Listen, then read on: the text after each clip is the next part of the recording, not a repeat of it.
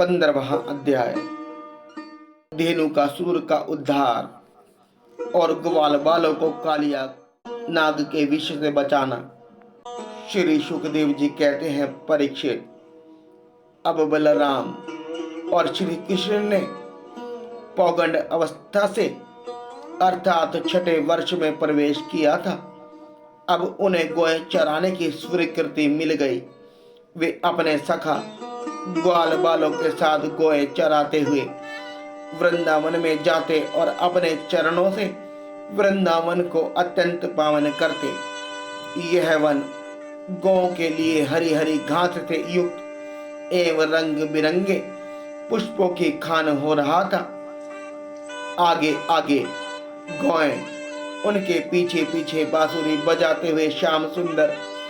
तदनंतर बलराम और फिर श्री कृष्ण के यश का गान करते हुए ग्वाल बाल इस प्रकार विहार करने के लिए उन्होंने उस वन में प्रवेश किया।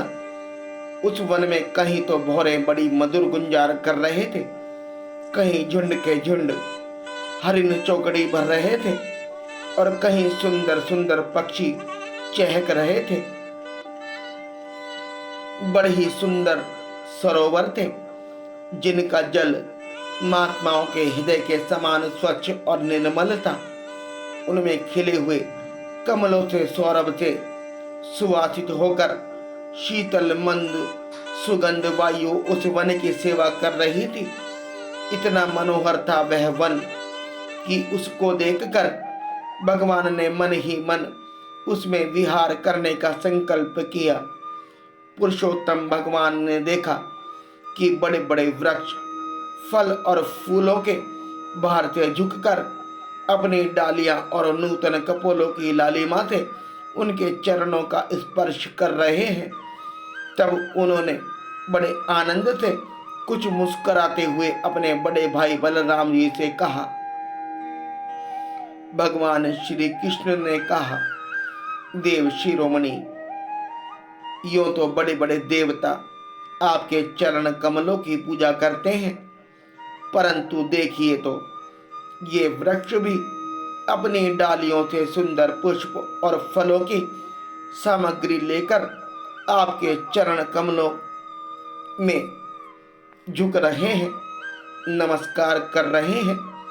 क्यों ना हो, इन्होंने इसी सौभाग्य के लिए तथा अपना दर्शन एवं श्रवण करने वालों के अज्ञान का नाश करने के लिए ही तो वृंदावन धाम में वृक्ष योनि ग्रहण की है। इनका जीवन धन्य है। यद्यपि आप इस वृंदावन में अपने ऐश्वर्य को छिपाकर बालकों की सी लीला कर रहे हैं, फिर भी आपके श्रेष्ठ भक्त मुनिगण अपने इष्ट देव को पहचान कर यहाँ भी प्राय भौरों के रूप में आपके भुवन पावन यश का निरंतर गान करते हुए आपके भजन में लगे रहते हैं। वे एक क्षण के लिए भी आपको नहीं छोड़ना चाहते। भाई जी, वास्तव में आप ही स्तुति करने योग्य हैं। देखिए, आपको अपने घर आया देखिए मोर आपके दर्शनों से आनंदित होकर नाच रहे हैं। हरनिया मर्ग नयनी गोपियों के समान अपनी प्रेम भरी तिरछी चितवन से आपके प्रति प्रेम प्रकट कर रही है, आपको प्रसन्न कर रही है। ये कोयल अपनी मधुर कुहू कुहू ध्वनि से आपका कितना सुंदर स्वागत कर रही है। ये वनवासी होने पर भी धन्य है, क्योंकि सत्य पुरुष का स्वभाव ही ऐसा होता है कि वे घर आए अतिथि को अपनी प्रिय से प्रिय वस्तु भेंट कर देते हैं। आज यहाँ की भूमि अपनी हरी हरी घास के साथ आपके चरणों का स्पर्श प्राप्त करके धन्य हो रही है। यहाँ के वृक्ष लताएं और झाड़ियां आपकी अंगुलियों का स्पर्श पाकर अपना अहोभाग्य मान रही है। आपकी दया भरी चितवन से नदी पर्वत पशु पक्षी सब कृतार्थ हो रहे हैं और व्रज की गोपियां आपके वक्ष स्थल का स्पर्श प्राप्त करके, जिसके लिए स्वयं लक्ष्मी जी भी लालयित रहती हैं, धन्य धन्य हो रही हैं। श्री सुखदेव जी कहते हैं, परीक्षित, इस प्रकार परम सुंदर वृंदावन को देखकर भगवान श्री कृष्ण बहुत ही आनंदित हुए। वे अपने सखा ग्वाल बालों के साथ गोवर्धन की तराई में यमुना तट पर गौओं को चराते हुए अनेकों प्रकार की लीलाएं करने लगे। एक और ग्वाल बाल भगवान श्री कृष्ण के चरित्रों की मधुर तान छेड़े रहते हैं, तो दूसरी ओर बलराम जी के साथ वनमाला पहने हुए श्री कृष्ण मत वाले बोरों के सुरीली गुनगुनाहट में अपना स्वर मिलाकर मधुर संगीत अलापने लगते हैं। कभी कभी श्री कृष्ण कूजते हुए राजहंसों के साथ स्वयं भी कूजने लगते हैं और कभी नाचते हुए मोरों के साथ स्वयं भी ठुमक ठुमक नाचने लगते हैं और ऐसा नाचते हैं कि मयूर को भी उपास्पद बना देते हैं। कभी मेघ के समान गंभीर वाणी से दूर गए हुए पशुओं को उनका नाम ले लेकर बड़े प्रेम से पुकारते हैं। उनके कंठ की मधुर ध्वनि सुनकर गायों और ग्वाल बालों का चित्त भी अपने वश में नहीं रहता। कभी चकोर, कराकुल, चकवा, भरदूल और मोर आदि पक्षियों की सी बोली बोलते, तो कभी बाघ, सिंह आदि की गर्जना से डरे हुए जीव के समान स्वयं भी भयभीत किसी लीला करते। जब बलराम जी खेलते खेलते थक कर किसी ग्वाल बाल की गोद में तकिए के सिर पर रख कर लेट जाते, तब श्री कृष्ण उनके पैर दबाने लगते, पंखा झालने लगते और इस प्रकार अपने बड़े भाई की थकावट दूर करते। जब ग्वाल बाल नाचने लगते अथवा ताल ठोक ठोक कर एक दूसरे से कुश्ती लड़ते, तब श्याम और राम दोनों भाई हाथ में हाथ डालकर खड़े हो जाते और हंस हंस कर वाह वाह करते। कभी कभी स्वयं श्री कृष्ण भी ग्वाल बालों के साथ कुश्ती लड़ते लड़ते थक जाते तथा किसी सुंदर वृक्ष के नीचे कोमल पल्लवों की सेज पर किसी ग्वाल बाल की गोद में सिर रख कर लेट जाते।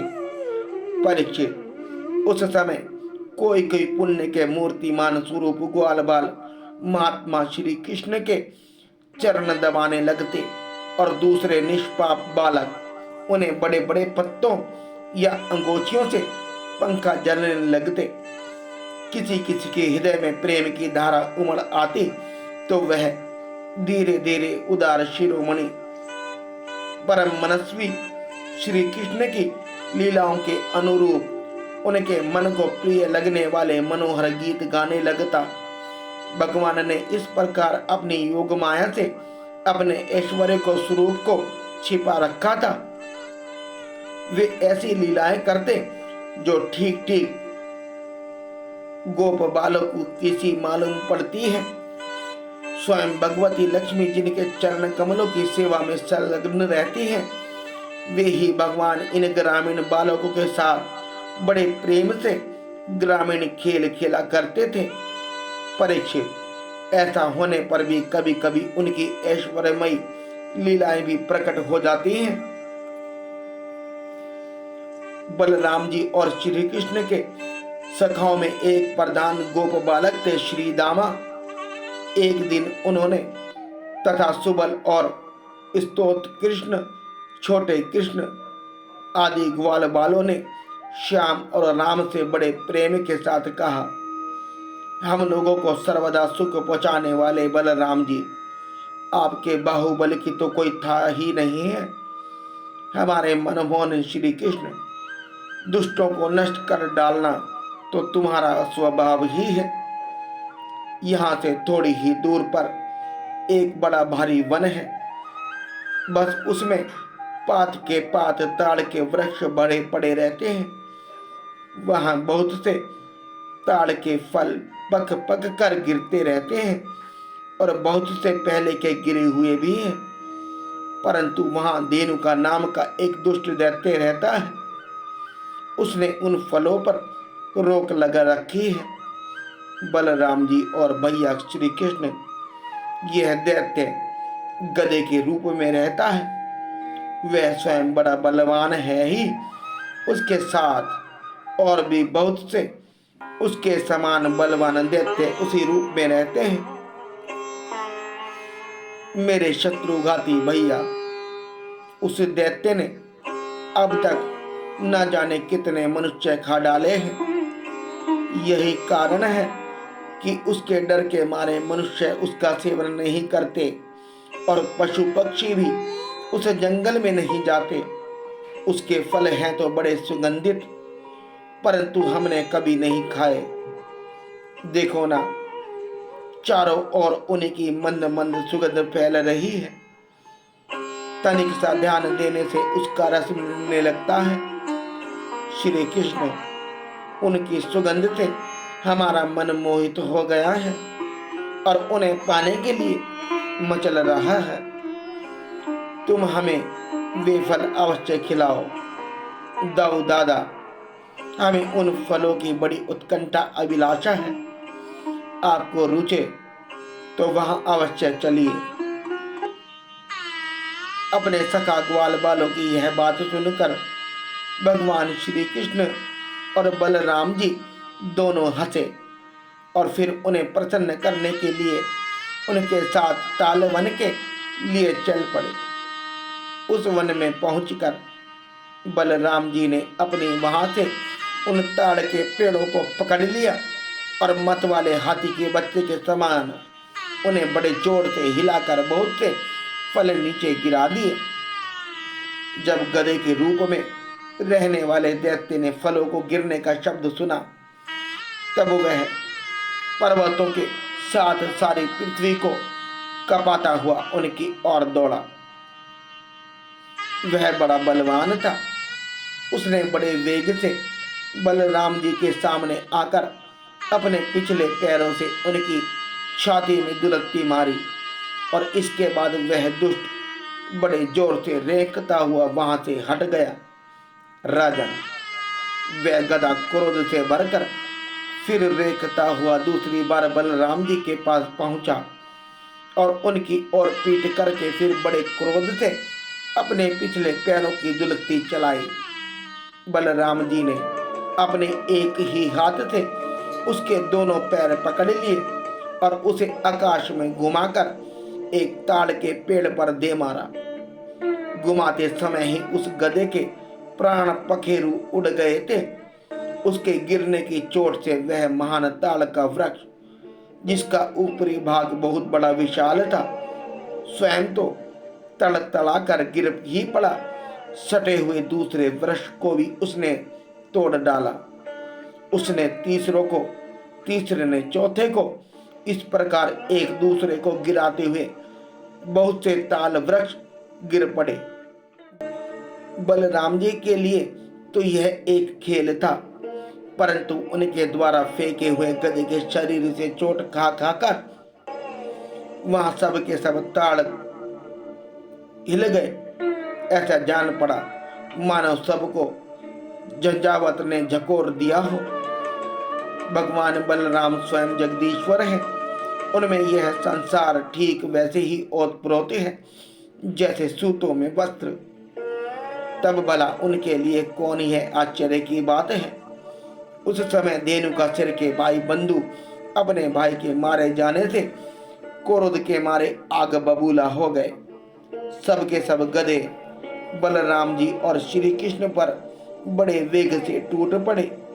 राजन, उनमें से जो पास आया उसी उसी को बलराम जी और श्री कृष्ण ने खेल खेल में ही पिछले पैर पकड़कर ताल वृक्षों पर दे मारा। उस समय वह भूमि ताड़ के फलों से पट गई और टूटे हुए वृक्ष के तथा दैत्यों के प्राणहीन शरीरों से भर गई, जैसे बादलों से आकाश ढक गया हो। उस भूमि की वैसी ही शोभा होने लगी। बलराम जी और श्री कृष्ण यह मंगलमयी लीला देखकर देवतागण उन पर फूल बरसाने लगे और बाजे बजाकर स्तुति करने लगे। जिस दिन धेनुकासुर मरा उसी दिन से लोग निडर होकर उनके वन में ताल फल खाने लगे तथा पशु भी स्वच्छता के साथ घास चरने लगे। इसके बाद कमल दल लोचन भगवान श्री कृष्ण बड़े भाई बलराम जी के साथ ब्रज में आए। उस समय उनके साथी ग्वाल बाल उनके पीछे पीछे चलते हुए उनकी स्तुति करते जाते थे। क्यों न हो, भगवान की लीलाओं का श्रवण कीर्तन ही सबसे बढ़कर पवित्र जो है। उस समय श्री कृष्ण की घुंघराली अलकों पर गौ की खुरों से उड़ उड़ कर धूली पड़ी हुई थी। सिर पर मोर पंख का मुकुट था और बालों में सुंदर सुंदर जंगली पुष्प गुथे हुए थे। उनके नेत्रों में मधुर चितवन और मुख पर मनोहर मुस्कान थी। वे मधुर मधुर मुरली बजा रहे थे और साथ ही ग्वाल बाल उनकी ललित कीर्ति का गान कर रहे थे। बंसी की ध्वनि सुनकर बहुत सी गोपियां एक साथ ही ब्रज से बाहर निकल आई।